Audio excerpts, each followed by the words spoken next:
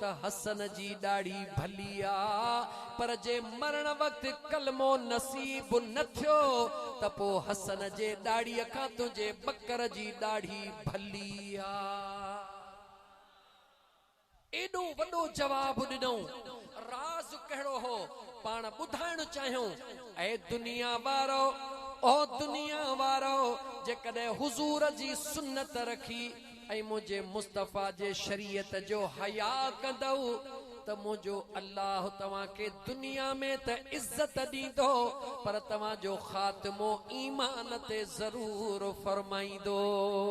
पर जेकॾहिं मुझे मदीने वारे मीर जो मुझा दोस्त लिबास ढके, सिंधी में चवंदा त मुंह में मुल्ला अंदर में इब्लीस, अल्लाह जी ज़ात पनाह में रखे। जेकॾहिं मुंह पांजे खे अलग करे ऐं अंदर में हिकिड़ो सवाल कया, मुआमिलो दाढ़ीअ जो न आहे, मुआमिलो हुजूर जे निस्बत जो आहे।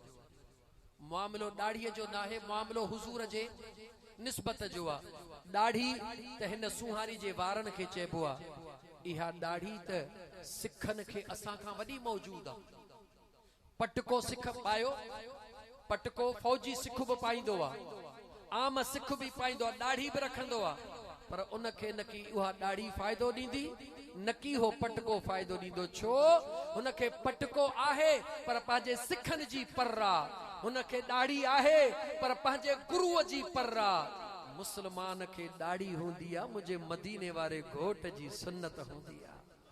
मुस्लमान जी दिस्तार हूंदी आहे, मदीने वारे मीर जी सुन्नत हूंदी आहे। इन जो सवाब ऐं इज्जत ॿिन लफ़्ज़नि में ॿुधायां। दिस्तार पाए निमाज़ पढ़, हिक निमाज़ जे एवज़ 25 निमाज़ुनि जो सवाब।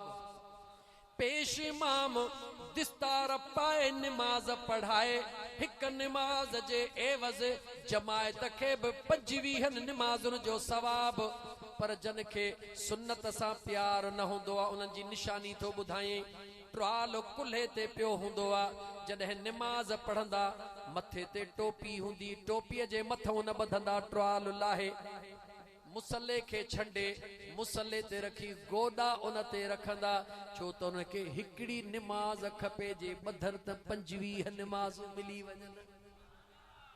अच मुझे मदीने वारे मीर जे हिन दाढ़ी मुबारक जे सुन्नत ते, हिन सुन्नत जी ताकत कन खोले ॿुध, कन खोले ॿुध। ओ ॻोठ माही खान जे पट ते वेहण वारा, हिन वक्त जे कॾहिं इमरान खान हिते मौजूद हुजे, आसिफ बाजवा मौजूद हुजे, वजीर आला मुराद अली शाह मौजूद हुजे, सिंध जो वॾो वजीर, आर्मीअ जो चीफ, मुल्क जो वजीर आज़म, भला सदर उलवी साहब आरिफ खे बि खणी गंढ, छो त सभई तक़रीबन हिकु हिकु जहिड़ा लॻंदा आहिनि।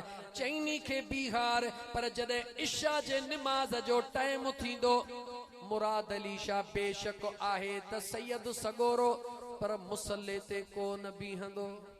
वजीर आज़म इमरान खान मुसल्ले ते कोन बीहंदो, आर्मी चीफ आ मुसल्ले ते कोन बीहंदो, आरिफ उलवी सदरा मुसल्ले ते कोन बीहंदो। निहारींदा त केर बीहे, भले गरीब बीठो आ, पर जे हुजूर जी सुन्नत मौजूद आ त सभई चवंदा त जो मुसल्ले जो लाइक़ उहो आ जंहिंजे